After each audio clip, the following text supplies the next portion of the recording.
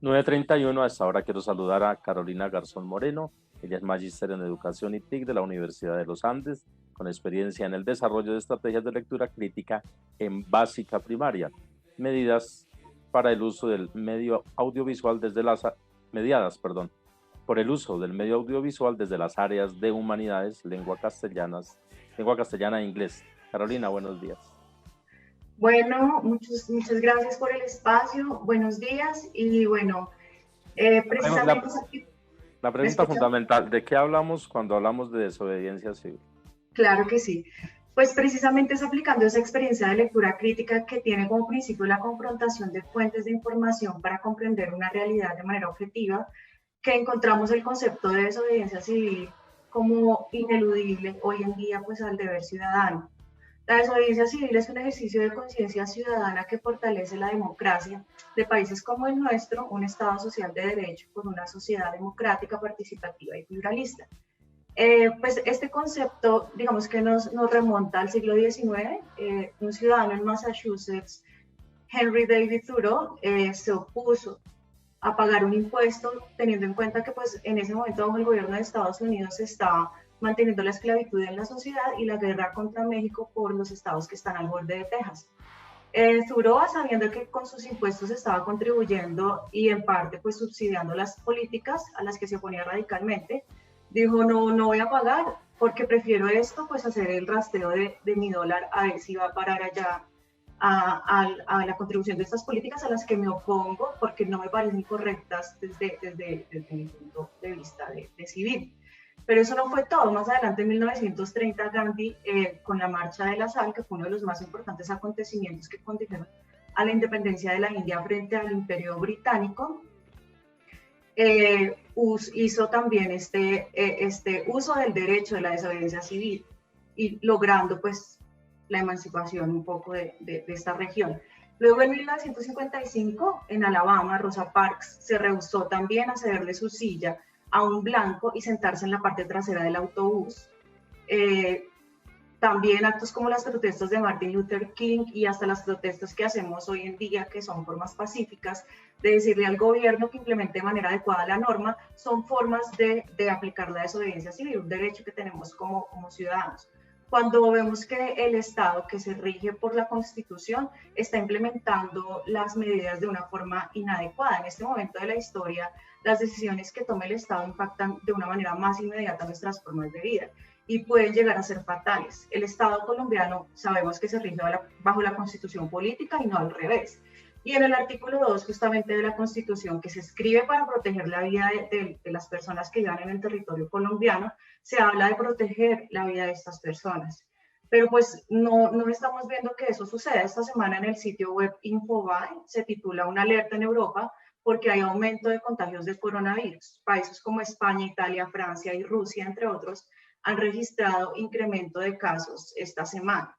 Y son países que nos han adelantado ya aplicando las medidas de bioseguridad y son un reflejo ahorita para el mundo para saber qué se está haciendo y qué consecuencias. No podemos simplemente hacer caso omiso de lo que está pasando. Volviendo a la Constitución, que ordena al alcalde que rija sus funciones según la ley, y precisamente la ley 1523 de 2012, que determina proteger la población, protegerla del riesgo.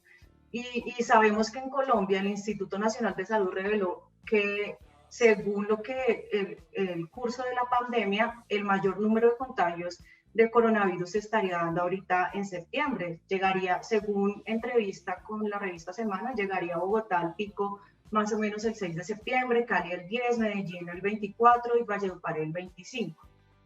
Pero pese a que en el decreto de la nueva normalidad, donde se citan todos estos artículos que yo mencioné de la Constitución, se entiende que la cautela se trata justamente de evitar daños graves o irreversibles a las vidas, materializando un riesgo, y se cita la obligación del gobierno de evitar y reducir el riesgo. De todas formas, se va a reabrir la economía, se va a abrir la construcción y al mismo tiempo la educación, solo porque saben que la fuerza laboral de la sociedad la sostienen estas familias justamente que necesitan estos empleos básicos que se están pensando en reabrir. Pero en vez de asumir esta realidad como una nueva, en vez de asumir esta realidad como, no como una nueva realidad, sino como una realidad que hace un siglo se está llamando a los educadores y al gobierno a la alfabetización en medios. Desde la educación ese llamado hoy se hace más imperioso.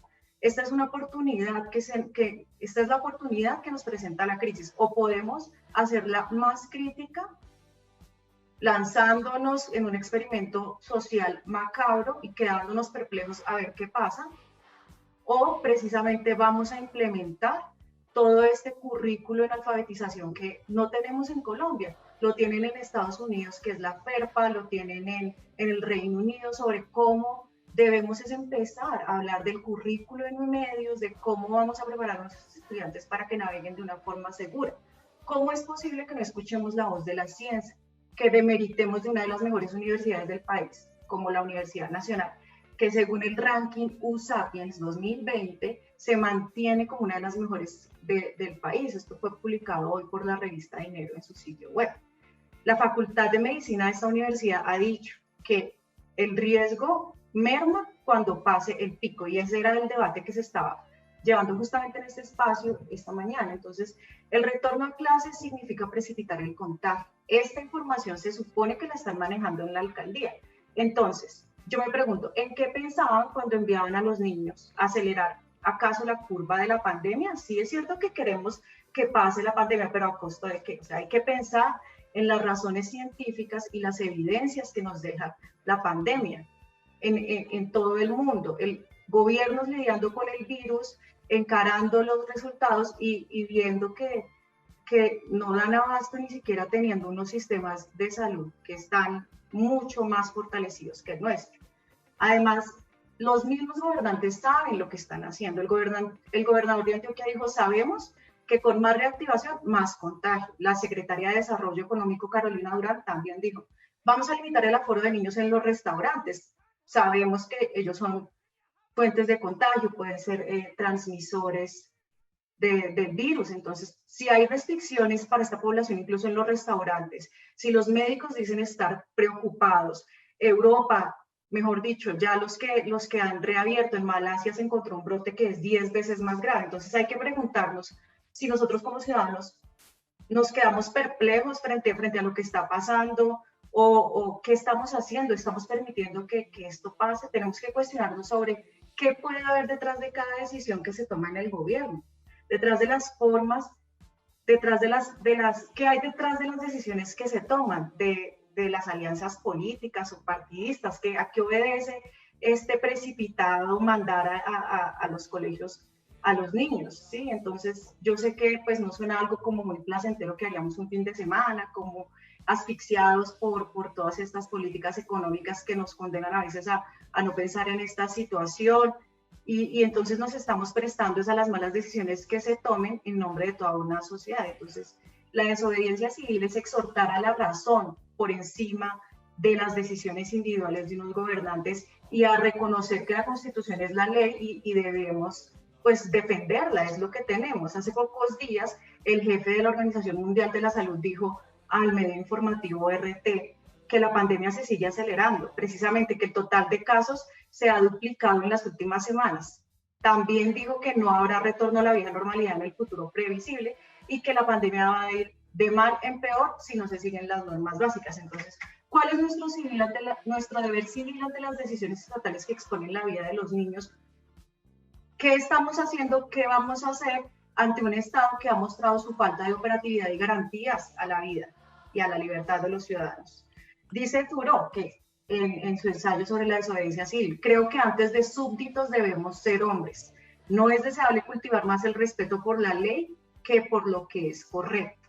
Entonces, bueno, pues vamos a pensar en la desobediencia civil y en los planteamientos de Thoreau, que nos deja una reflexión muy importante.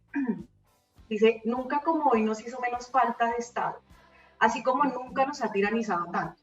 En todas partes el ciudadano ordinario tiene un código moral muy superior al del gobierno, al que debe fidelidad.